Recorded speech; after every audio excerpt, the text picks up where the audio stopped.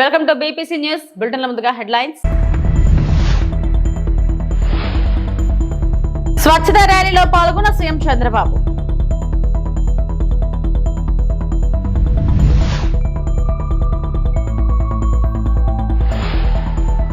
నాలుగు విడతల్లో రేషన్ కార్డుల పంపిణీ నాదెండ్ల మనోహర్.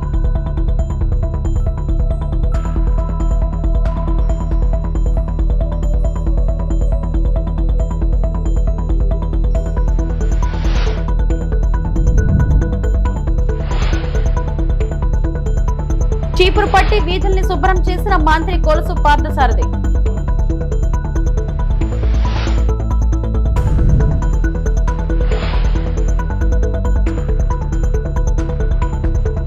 స్వర్ణాంధ్ర కావాలంటే ప్రజల ఆలోచన విధానం మారాలని ముఖ్యమంత్రి చంద్రబాబు అన్నారు.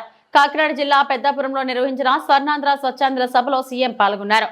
పరిసరాలు శుభ్రంగా ఉంచుకోవడం ప్రతి ఒక్కరి బాధ్యత అంటూ వ్యాధులు రావడానికి ప్రధాన కారణం చెత్త, అపరిశుభ్రత. గత వైకాపా ప్రభుత్వం చెత్తపై పన్ను వేసింది కానీ చెత్త మాత్రం తీయలేదు. ప్రజా ఆరోగ్యాన్ని వైకాపా ప్రభుత్వం ఏమాత్రం పట్టించుకోలేదు.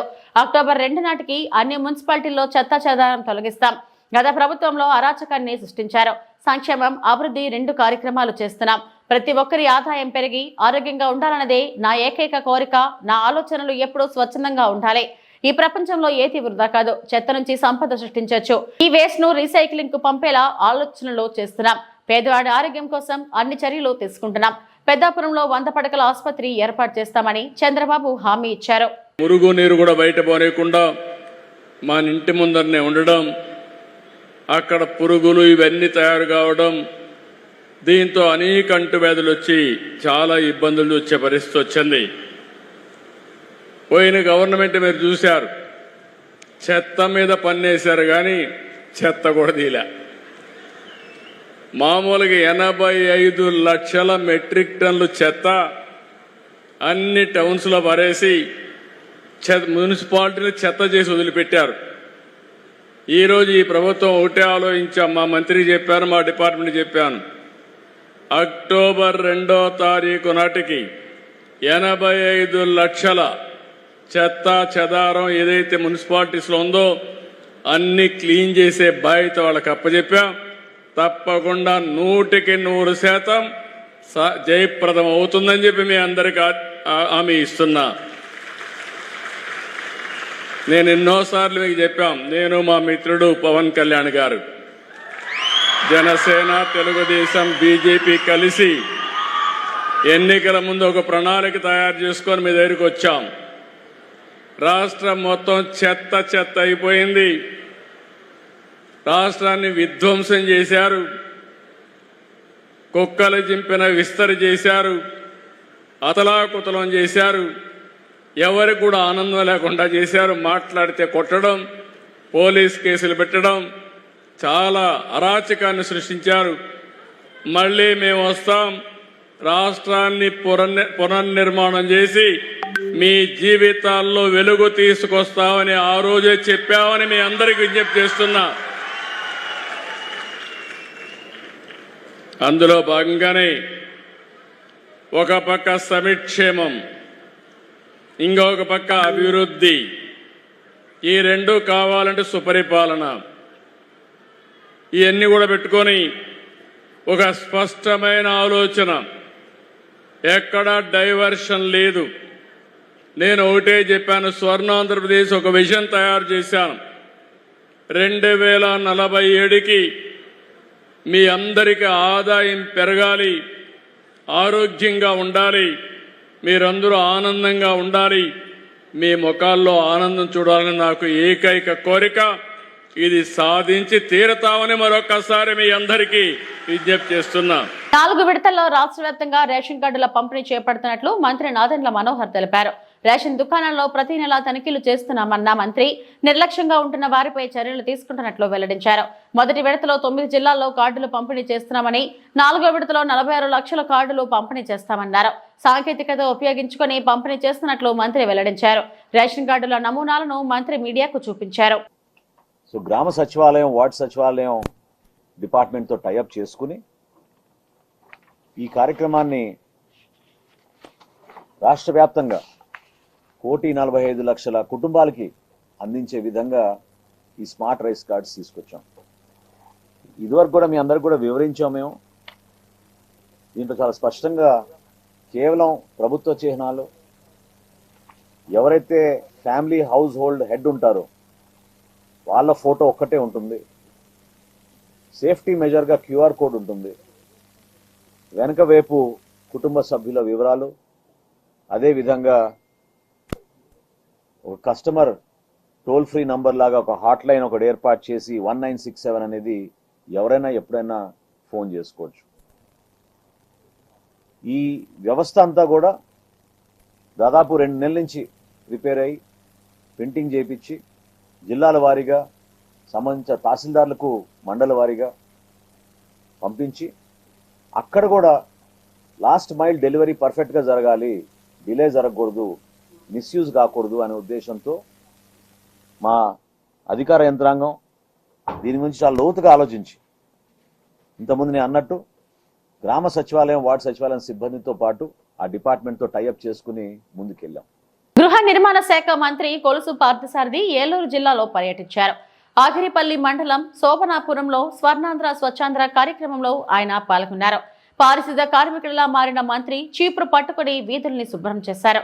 ఆయనతో పాటు నూజివీడు సబ్ కలెక్టర్ బొల్లిపల్లి వినూత్న, టీడీపీ కార్యకర్తలు సైతం రోడ్లను శుభ్రం చేశారు.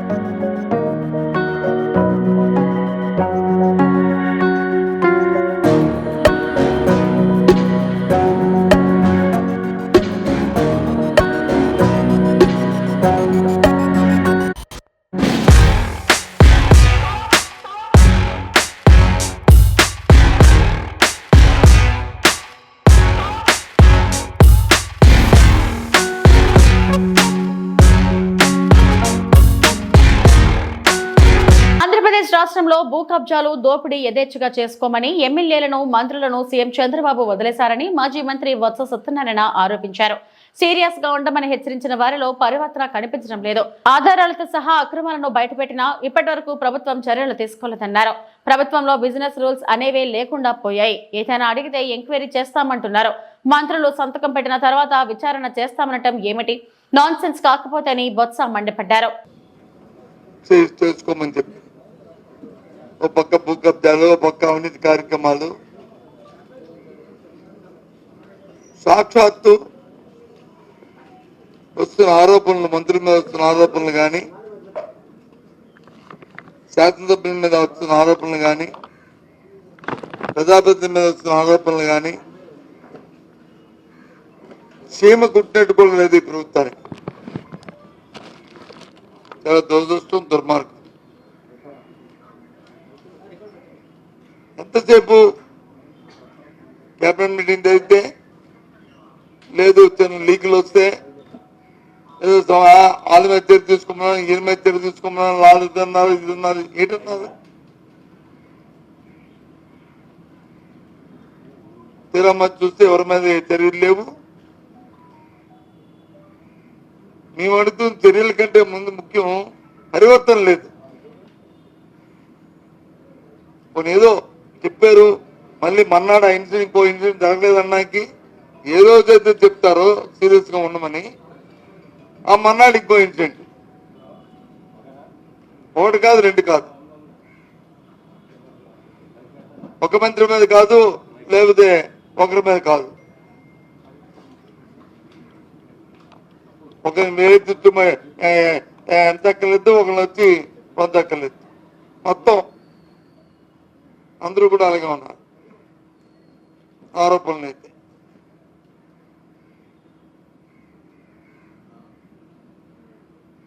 దోపిడీ అయితే భూ కబ్జాలు అయితే ఇంక మరి అడగలేదు. అవకాశం వరకు దోచు తినేస్తారు, పెద్ద స్థాయి నుంచి కింద స్థాయి వరకు. ఉదాహరణలతో కలిపి చెప్తున్నా దాని మీద ఎంక్వైరీ లేదు.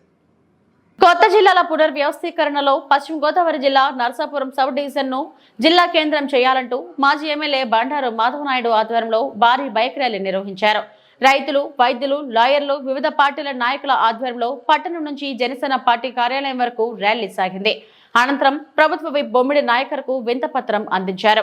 ఈ సందర్భంగా ప్రభుత్వ విప్ నాయకర్ మాట్లాడుతూ నర్సాపురం సబ్ డివిజన్ కు ఎంతో చరిత్ర ఉందని, అన్ని అర్హతలు ఉన్న ఈ సబ్ డివిజన్ ను జిల్లా కేంద్రం చేసేందుకు తన వంతు కృషి చేస్తానని హామీ ఇచ్చారు.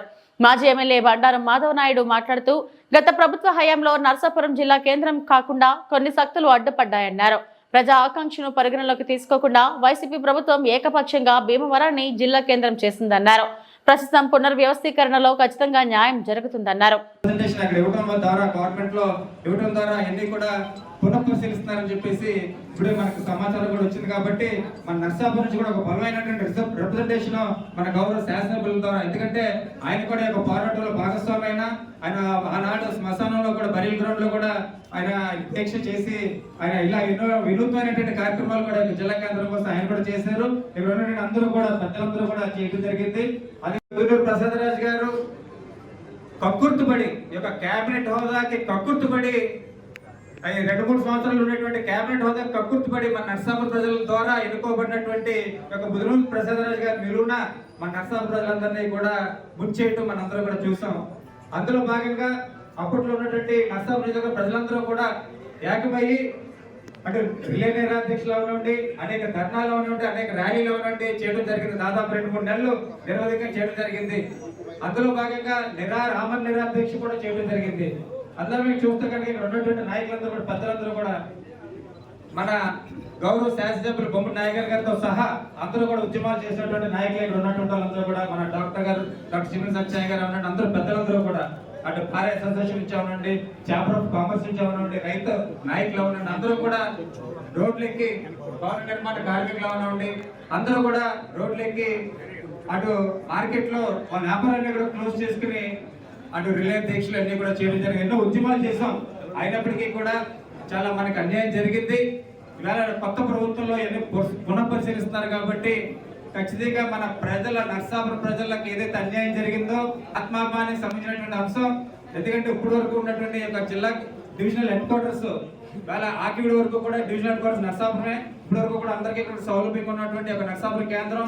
ఇప్పటికే డివిజనల్ హెడ్ క్వార్టర్స్ అన్ని కూడా ఇక్కడ ఉన్నాయి. ఇక్కడ నర్సాపురంలో వాటిల్నే మనం డిస్ట్రిక్ట్ హెడ్ క్వార్టర్స్ గా మారుస్తూ ఇవాళ ఏదైనా పెద్ద ఖర్చు కూడా ఉన్నటువంటి పరిస్థితుల్లో ఇవాళ మన నర్సాపురం ప్రజలందరికీ కూడా ఉపయోగపడేటువంటి అంశం. కాబట్టి మన వాణి మన గోడు ఇవాళ మన అందరి తరఫున వినిపించాలని చెప్పేసి మన గౌరవ ఎమ్మెల్యే గారు బొమ్మడి నాయకర్ గారిని విజ్ఞప్తి చేస్తూ ఒకసారి అపాయింట్మెంట్ తీసుకుంటే కనుక మన అటు మన గౌరవ ముఖ్యమంత్రి చంద్రబాబు నాయుడు గారి అపాయింట్మెంట్, అదేవిధంగా పవన్ కళ్యాణ్ గారి యొక్క గౌరవ డిప్యూటీ సీఎం పవన్ కళ్యాణ్ గారి యొక్క అపాయింట్మెంట్, అదేవిధంగా కమిటీ ఏదైతే మన రెవెన్యూ మినిస్టర్ గారు, అదేవిధంగా మన సివిల్ సప్లైస్ మినిస్టర్ గారు, ఇరిగేషన్ మినిస్టర్ గారు, హోమ్ మినిస్టర్ గారు, అదే హెల్త్ మినిస్టర్ గారు అందరి యొక్క సమక్షంలో ఉన్నటువంటి కమిటీ యొక్క అపాయింట్మెంట్ కూడా తీసుకుని మన అందరినీ కూడా ఇక్కడ ఉన్నటువంటి అన్ని సంఘాల యొక్క నాయకుల్ని ఏకం చేస్తూ రామరావతి తీసుకెళ్లి ఒక విజ్ఞాపన పత్రం ఆయన ద్వారా అందజేయాలని చెప్పేసి ఆయన లీడ్ తీసుకోవాలని చెప్పేసి కోరుకుంటూ అందరూ కూడా రావడం జరిగింది. తెలుగు రాష్ట్రాల్లో తీవ్ర సంచలనం సృష్టించిన కూకట్పల్లి సహస్ర హత్య కేసు మిస్టరీ వీడింది. హత్య కేసు మిస్టరీని సైదరాబాద్ సిపి అవినాష్ మహంతి వెల్లడించారు. సహస్రను చంపింది పక్కింటి 10వ తరగతి బాలుడు అని తెలిపారు. సహస్ర హత్యకు గురైన రోజే తమకు అనుమానం వచ్చి బాలుడిని విచారించామని, కానీ తనకేమీ తెలియదని అబద్ధం చెప్పాడన్నారు. 4 రోజుల పాటు అనేక మందిని విచారించామని, అయితే ఓ పిల్లాడు క్లూ ఇచ్చాడని, హత్య జరిగిన రోజు ఆగస్టు 18న ఉదయం 8:30 గంటల నుండి 8 గంటల 40 నిమిషాల సమయంలో సహస్ర ఇంటి సమీపంలో నిందితుడు తచ్చాడుతూ కనిపించినట్లుగా పిల్లోడు సమాచారం ఇచ్చాడని, దీంతో తమ అనుమానం బలపడిందన్నారు. అనంతరం బాలుడిని అదుపులోకి తీసుకుని విచారించగా నేరాన్ని అంగీకరించాడని చెప్పుకొచ్చారు. ఏం చేశాడంటే అతను అఫెన్స్ చేయగానే ఆ కత్తి అక్కడే కడిగేసి గోడ దూకి మళ్ళీ ఇంట్లోకి వెళ్ళేటప్పుడు వాళ్ళ నాన్న సిస్టర్స్ ఉన్నారు, వాళ్ళు ఏమైనా చూస్తారేమో అని ఆరేసిన షర్ట్ తీసుకొని ఇట్లా అడ్డం పెట్టుకొని ఇంట్లోకి వెళ్ళి బాత్రూంలోకి వెళ్ళి స్నానం చేసి ఆ టీ షర్టు ప్యాంటు 2 వాషింగ్ మెషిన్లో వేసాడు. But we found some slight blood on the clothes. We have called a special investigation team, forensic team. వాళ్ళు స్పెషల్ లైటింగ్ స్పెషల్ స్పెట్స్ వాడి they are able to found it కూడా వచ్చింది. ఒక పిల్లాడు కూడా సమాచారం ఇచ్చాడు. ఇట్లా ఆ రోజు ఏ రోజైతే అఫెన్స్ జరిగిందో ఆ రోజు మార్నింగ్ 8:30 to 8:45 అతను ఆ గోడ దగ్గర ఏదైతే గోడ దూకి వెళ్ళే అవకాశం ఉందో ఆ గోడ దగ్గర తచ్చాడాడు అతను చాలాసేపు, ఒక 15 minutes. ఆ సమాచారంతో మా అనుమానం ఇంకా ఎక్కువై మా అనుమానం నిర్ధారణ అయ్యి అతన్ని మళ్ళీ విచారించాము. ఫస్ట్ ఇల్లు సెర్చ్ చేసాము. ఇల్లు సెర్చ్ చేస్తే మాకు ఈ లెటర్ దొరికింది, అతను రాసుకున్న లెటర్ ఏదైతే ఉందో అది. తర్వాత కత్తి కూడా దొరికింది. 3 కత్తులు ఉన్నాయి. ఏ కత్తి అంటే సార్ నల్ల కత్తి, నల్లపిడి ఉంటుంది, దానికి అంచు నల్లగా ఉంటుందని అతనే చెప్పాడు. ఆ కత్తి తీసుకొస్తే ఇదే అని చూపించాడు. BRS working president Sircilla MLA KTR పై టీపీసీసీ వర్కింగ్ ప్రెసిడెంట్ మాజీ ఎమ్మెల్యే జగ్గారెడ్డి సంచలన వ్యాఖ్యలు చేశారు. ఏళ్ల చరిత్ర ఉన్న కాంగ్రెస్ పార్టీపై మాట్లాడిన కేటీఆర్ క్యారెక్టర్ లేనివాడు అంటూ మండిపడ్డారు. తెలంగాణ రాష్ట్రం ఇచ్చిన కాంగ్రెస్ పార్టీ నీకు ఇప్పుడు చిల్లర పార్టీ అయిందా అని ఫైర్ అయ్యారు. తెలంగాణ ఇచ్చాక సోనియా గాంధీ ఇంటికి వెళ్లి కలిశారు కదా, అప్పుడు చిల్లర అనిపించలేదా అని విమర్శించారు. సోనియా గాంధీ వల్లనే తెలంగాణ వచ్చిందని కేసీఆర్ సభలో చెప్పారు. ఆ మాట నువ్వు మర్చిపోయావా అంటూ కేటీఆర్ పై ధ్వజమెత్తారు. కాంగ్రెస్ 3rd క్లాస్ పార్టీ అయితే ఆ పార్టీ నుంచే పాఠాలు నేర్చుకున్న మీ నాన్న కూడా 3rd క్లాసే కదా అని జగ్గారెడ్డి అన్నారు.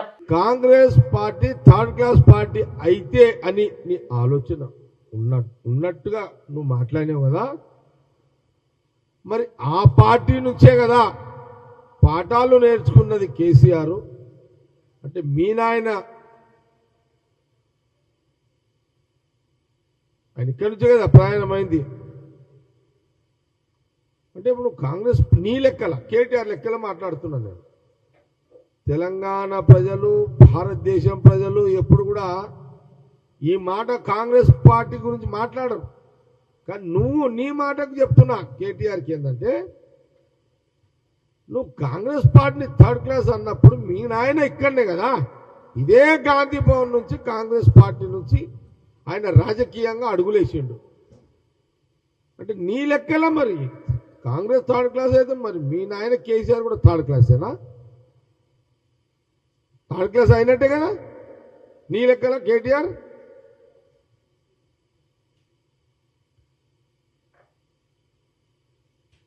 అంటే కేసీఆర్ కూడా 3rd క్లాసేనా? మీ నాయన 3rd క్లాసా?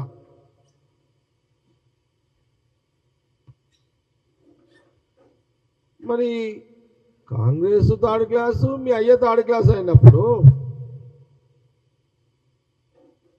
ఈ 3rd క్లాసుల నుంచే కదా నువ్వు రాజకీయ నాయకుడిగా ఈ రోజు రాష్ట్రంలో కనబడుతున్నది. దీనికి జవాబు ఏదన్నా క్లారిటీ ఇవ్వగలుగుతావా కేటీఆర్? వడగళ్ల వానకు నష్టపోయిన రైతులకు నష్టపరిహారం ఇప్పించాలని బీఆర్ఎస్ పార్టీ ధర్నా. రైతులకు యూరియా అందించలేని కాంగ్రెస్ ప్రభుత్వం వ్యర్థం. ములుగు జిల్లా మంగపేట మండలం మల్లూరు గ్రామంలో ఏటూరు నాగారం పూర్గంపాడు రహదారిపై పెద్ద ఎత్తున రైతులు, బీఆర్ఎస్ నాయకులు ధర్నా చేపట్టారు. వడగళ్ల వానకు నష్టపోయిన రైతులకు నష్టపరిహారం ఇవ్వాలి, 24 గంటలు కరెంటు ఉచితంగా రైతులకు అందించాలని, రైతులకు యూరియా బస్తాలను అందించాలని, ఆత్మహత్య చేసుకున్న రైతుల కుటుంబాలకు ఆసరాగా నష్టపరిహారం అందించాలని ఈ ధర్నా చేపట్టారు. ములుగు జిల్లాలో ఇంత నష్టం జరుగుతున్నా రైతులకు న్యాయం చేయడం లేదని బీఆర్ఎస్ పార్టీ ములుగు నియోజకవర్గ ఇన్ఛార్జ్ బడి నాగజ్యోతి అన్నారు. కార్యక్రమంలో బీఆర్ఎస్ ములుగు జిల్లా అధ్యక్షులు కాకులమర్రి లక్ష్మణబాబు, జిల్లా బీఆర్ఎస్ నాయకులు తాటి కృష్ణ, గోవింద్ నాయక్, బూక్య జంపన్న, మంగపేట మండల అధ్యక్షుడు కుడుమల లక్ష్మీనారాయణ తదితరులు హాజరయ్యారు. ఈ విధంగా నిజంగా రైతులకు కష్టాలని ఎప్పుడు కూడా వాళ్ళ కష్టాలకు మేము అండగుంటాం.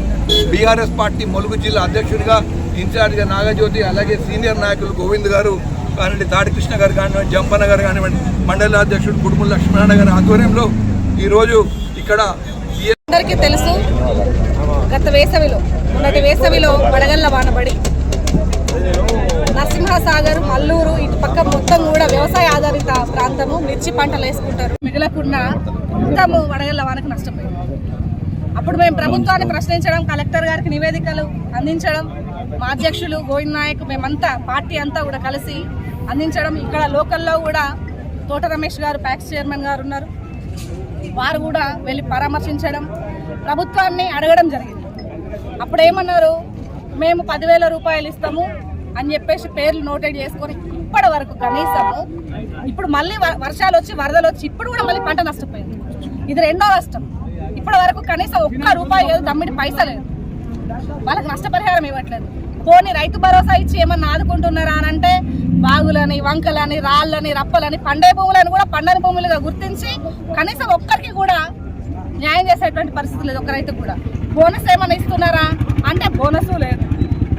అన్నిటికీ కూడా శటగోపం గోవిందం పెట్టేసి వాళ్ళ పబ్బం గడుపుకుంటున్నారు. మారుమూల గ్రామీణ ప్రాంతాలను అభివృద్ధి చేయాలనే సంకల్పంతో ముఖ్యమంత్రి రేవంత్ రెడ్డి నేతృత్వంలోని రాష్ట్ర ప్రభుత్వం ప్రతిష్టాత్మకంగా పనుల జాతర కార్యక్రమాన్ని చేపట్టిందని నిజామాబాద్ రూరల్ శాసనసభ్యులు డాక్టర్ రేకలపల్లి భూపతి రెడ్డి వెల్లడించారు. నిజామాబాద్ రూరల్ నియోజకవర్గం పరిధిలోని పాల్ద గ్రామంలో పనుల జాతరలో భాగంగా 12 లక్షల రూపాయల అంచనా వ్యయంతో నూతనంగా చేపడుతున్న అంగన్వాడీ భవన నిర్మాణానికి కలెక్టర్ ఆర్ వినయ్ కృష్ణారెడ్డితో కలిసి ఎమ్మెల్యే భూపతి రెడ్డి శంకుస్థాపన చేశారు. డిచ్పల్లి మండలం ముల్లంగి గ్రామంలో ఉపాధి హామీ పథకం కింద పెద్ద వడ్డన్న అనే రైతుకు మంజూరు చేసిన పశువుల కొట్టం నిర్మాణానికి కలెక్టర్ ఆర్ వినయ్ కృష్ణారెడ్డి శంకుస్థాపన చేశారు. కార్యక్రమంలోని Nizamabad market committee chairman Muppa Gangareddy, DRDO Saigoud, జిల్లా పంచాయతీ అధికారి శ్రీనివాసరావు, జిల్లా పంచాయతీరాజ్ అధికారి శంకర్, స్థానిక అధికారులు, గ్రామస్తులు తదితరులు పాల్గొన్నారు.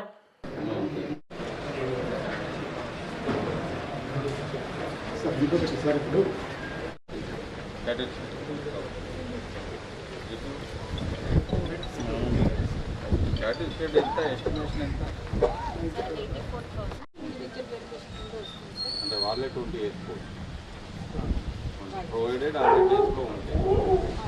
100 డేస్లో ఉంటాయి. మ్యాండేట్స్ వాళ్ళ ఫ్యామిలీకి వస్తే ఆల్రెడీ జాబ్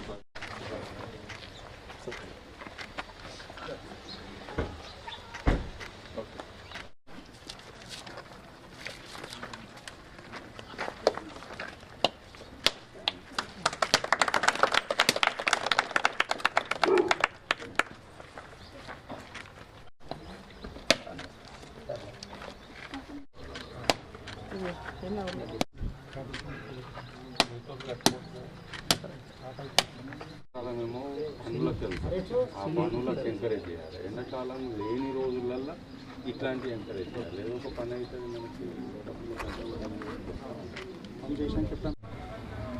పంచాయతీరాజ్ శాఖ మరియు రూరల్ డెవలప్మెంట్ డిపార్ట్మెంట్ కలిసి పనుల జాతర కార్యక్రమంలో ఇది ఒక స్టేట్ వైడ్ ప్రోగ్రాం. దీంట్లో మన నియోజకవర్గంలో మరి మొట్టమొదటి రోజు నియోజకవర్గంలో ఉన్నటువంటి ఫస్ట్ విలేజ్, అది కూడా అంటే బూత్ నెంబర్ 1 to పాల్దే నుండి మొదలవుతుంది. ఇది మనకు మొదటి విలేజ్ మన నియోజకవర్గానికి. సో నాకు అంటే ఇంకో మా పుట్టిన ఊరు జలాల్పూర్ అయినట్టుకి మరి పాల్దేతోని జలాల్పూర్తో ఎంత సంబంధాలు ఉన్నాయో పాల్దేతో అంత సంబంధాలు. నాకు రెండో ఇల్లు లాగా ఇది. నాకు ఈ గ్రామానికి ఇవాళ మని రావడం జరిగింది. ఈ కార్యక్రమానికి నాతో పాటు మన జిల్లా కలెక్టర్ గౌరవనీయులు వినయ్ కృష్ణారెడ్డి గారు, అంటే చాలా నిజంగానే అంటే ఆదర్శవంతమైన గ్రామం. అగ్రికల్చర్ ముందు ఉంటుంది, అన్ని విధాలుగా ముందుంటారు. సో ఈ గ్రామం అభివృద్ధి కూడా చెందింది. ఇవాళ ఈ గ్రామానికి మరి మనము ఒక అంగన్వాడీ స్కూల్ డెవలప్మెంట్ కింద 12 లక్షల రూపాయలతో తీసుకొని రావడం జరిగింది. ఇక్కడ అంతకుముందే మనం పాల్ద గ్రామానికి గతంలో మనము ఈ ఇంటర్నల్ సీసీ రోడ్స్ కింద 15 లక్షల రూపాయలు, ఇంకా ఇంటర్నల్ సీసీ రోడ్స్ 5 లక్షలు, మళ్ళీ ఈ అమ్మ ఆదర్శ పాఠశాల కింద 10 లక్షల రూపాయలు, బీటీ రెన్యువల్స్ మహాలక్ష్మి టెంపుల్కు 32 లక్షల రూపాయలు, తర్వాత అంగన్వాడీ సెంటర్ ఇప్పుడు వచ్చింది, laying of the internal CC roads ఇంకో 20 లక్షలు, మొత్తం మీద ఒక దగ్గర 94 లక్షల రూపాయలు ఇంతకుముందే మనము ఈ పాల్ద గ్రామానికి మనము ఇవ్వడం జరిగింది. దాంతోపాటు అంటే ప్రభుత్వానికి సంబంధించినటువంటి అన్ని సంక్షేమ పథకాలు కూడా ఈ గ్రామానికి వస్తూ ఉన్నాయి. ముఖ్యంగా గ్రామస్తులు ఇక్కడ ఈ ఫ్లడ్ వచ్చినప్పుడు మనకు ఈ మాటకాల్ రోడ్కు, ఆర్ఎన్బి రోడ్కు డ్రైనేజ్ అన్నారు. నాకు గుర్తున్నాయి, మీకు అందరికీ కూడా తెలుసు. గతంలో పాలకులు మరి ప్రభుత్వాన్ని అంతా కూడా తెలంగాణలో అప్పులపాలు చేసే సందర్భంగా మనం ప్రయత్నం చేస్తున్నాం, కానీ మరి కొన్ని ఆలస్యమైన కొన్ని అవుతా ఉన్నాయి పనులు. ఇవి ఇప్పటివరకు నా బులెటిన్ అప్డేట్స్. నమస్తే.